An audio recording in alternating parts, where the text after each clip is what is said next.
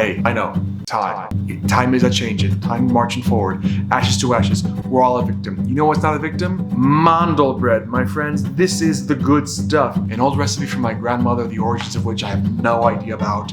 What I do know is this stuff is tasty. You're gonna see a lot of difference between how I look now, and how I look during cooking, and how I look at the end, but you know what? None of that matters, because Mondel bread.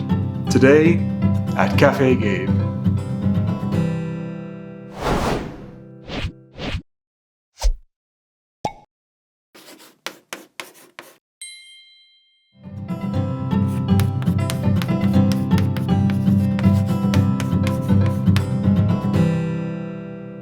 Okay, we've got all our ingredients here ready to get this going. I'm gonna preface all of this by saying this is going to be the stickiest, thickest dough you've ever made in your entire life. I couldn't tell you why exactly that is, but it's just gonna be that way. So the first step here is gonna be creaming our eggs, our oil, our vanilla, and our sugar together.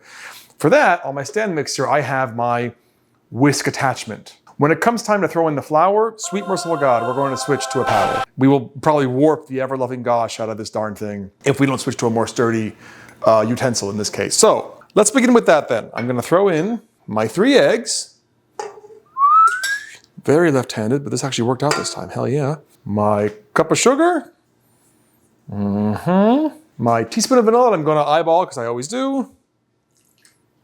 And I'm gonna measure out my cup of oil right here. I'm just using canola oil. Some kind of neutral oil is probably best. I guess you could use olive oil, why not? But that does seem like an odd choice in this context. So, cup of canola oil in. Gorgeous, all right. Now, get that bad boy going, lock it in place, and start the mix. Really fast, gonna add in my baking powder to my flour mixture. And I'm gonna go a little over this time with 2 solid teaspoons. Baking powder in. Okay. Baking powder in, gonna just give that a little mix here. Very light mix. I'm liking where this is going. I'll give you all a peek here in a second, of course. You know, it's the motto of the damn channel, and I always use the wrong sized bowl for this nonsense, but that's okay. I'm over it, you're over it, we're friends here. Okay, baking powder. Incorporated into my flour mixture lightly. I'm gonna increase the speed here a bit. Okay, I like how this is creamed together. Let me give you all a peek really fast. I would say that will do the trick perfectly. Okay, so I'm gonna slow this off. Well, I'm turning it off because we're gonna switch our paddles. So, bring it up. Let it drip a bit. Get it all as much out of there. Now we're switching to this bad boy. Okay, fresh paddle. Throw it on there, twist it up. I'm gonna start off by adding a few spoonfuls of our flour mixture. We're gonna go in little batches, and then towards the end, we'll throw in our mix-ins, our chocolate chips and our hazelnuts. That's maybe about 1/3 of what's in here. Now while that is mixing, I'm gonna use my spatula here. I could stop it, but I'm gonna live dangerously just kind of while it's running, just kind of scrape the sides a bit. I know y'all can't see this, but take my word for it. We're gonna need to occasionally scrape the sides. And at some point, we're gonna scrape the bottom as well. Okay, I'll keep adding it in. I've got my camera here so y'all can see as we go. I'm left-handed. This is the roughest life I could have chosen. Just gonna spoon it in with my powerful left hand in a right-handed world, including this kitchen apparently. And you're gonna notice pretty quickly as I go that it's going to get really tough and the mixture might even start to struggle a little bit. I am digging it. Scraping the sides down. We're gonna do another little bit here, make a huge effing mess. Okay, adding a bit more here. All right, I've got maybe about 1/3 left of my flour mixture here. And I don't know if y'all can hear it, but man, this machine is thinking about its life choices, how it got here. Making this Mondel bread with Chef Gabe at Café Gabe. Scrape my sides. Lose a couple fingers, no big deal. They grow back, I've been told.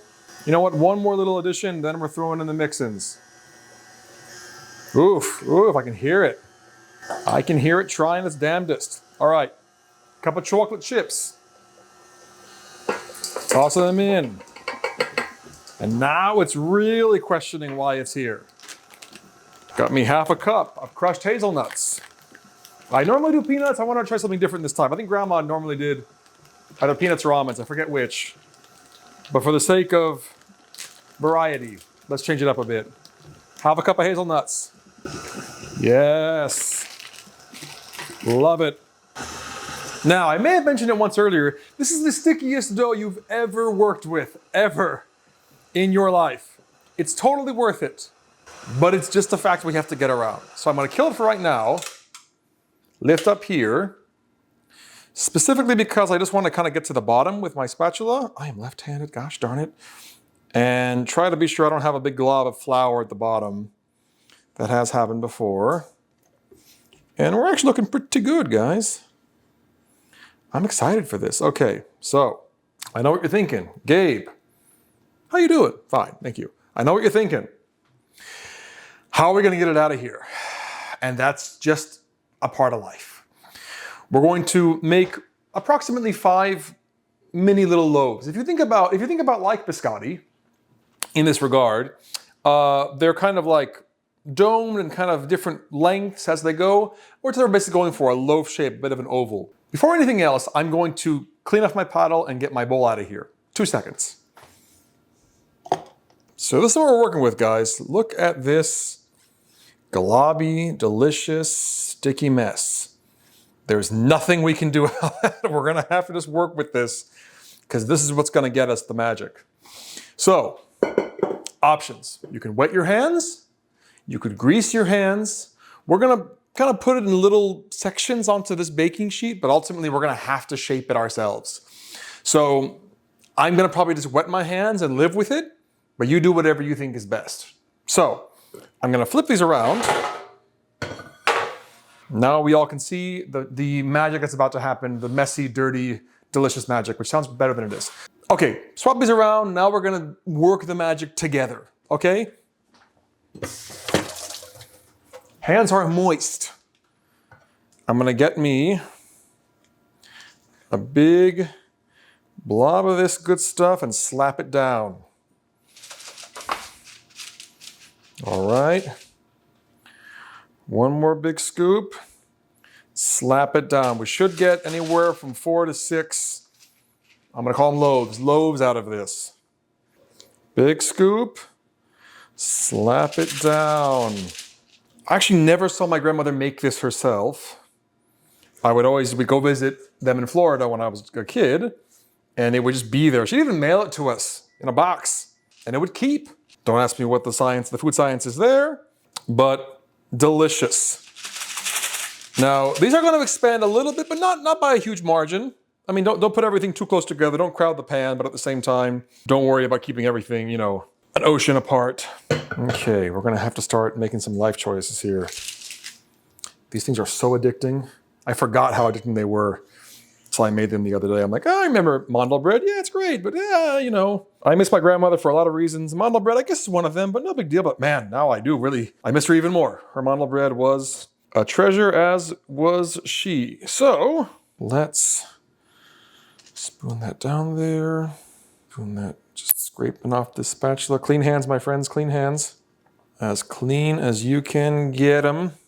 All right, now I'm gonna re-moisten here. Re-moisten, and then go in. Moist hands. Just do your best to kind of get that ovally loaf shape. It won't stick to the parchment paper when it cooks. It might seem like it is right now, but don't worry. It won't be a problem at all as it cooks. Okay, okay, okay. And one more thing my grandmother would do that I forgot to do when I tested this recipe the other day was a little sprinkle of cinnamon. So let's do that really fast. Just a little sprinkle of cinnamon on the top. All right, guys, these are ready for the oven. So I'm gonna throw them in there. It's about 25 to 30 minutes. After about 15 or 20, I'm going to take the pan and Uno reverse. It's just part of the recipe. Ovens aren't always, heated evenly, so forth and so on. So about halfway through your cooking time, give it a flip. You'll know it's ready when it's got a nice crisp top. It'll be a little soft, but not that soft. So guys, in the oven, I'll see you all in 30 minutes.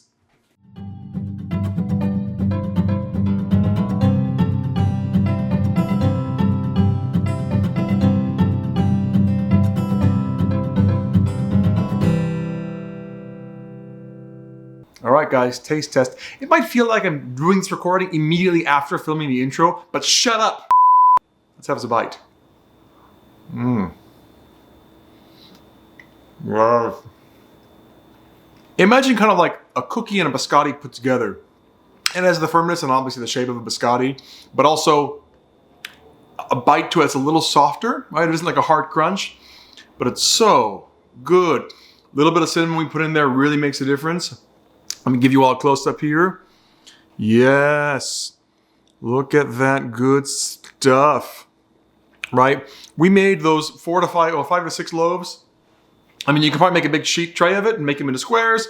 This is how Grandma used to make them, so that's what I'm doing today. But if you want to bring something a little different than just chocolate chip cookies, guys, Mondel bread. Go for it. I promise you, you won't regret it. But on that note, guys, as always, thank you so much for coming to Café Gabe. If you haven't already, hey, subscribe to the channel. I promise you I've got new videos coming out. 2026, new resolution. We're already in March. Ignore that part. I'm here to stay. If you tried the recipe and liked it, please like the video. And if you have any ideas for me, thoughts, concerns, try something different, I can totally see. Imagine a dried cranberry, orange zest, like macadamia with a vanilla icing on top, like a little sweet drizzle. My God, summer's right around the corner. That sounds delicious. Please let me know in the comments. I would love to hear it. Again, thank you so much for coming to Café Gabe. Use the bigger bowl and stay hungry for me. Adios.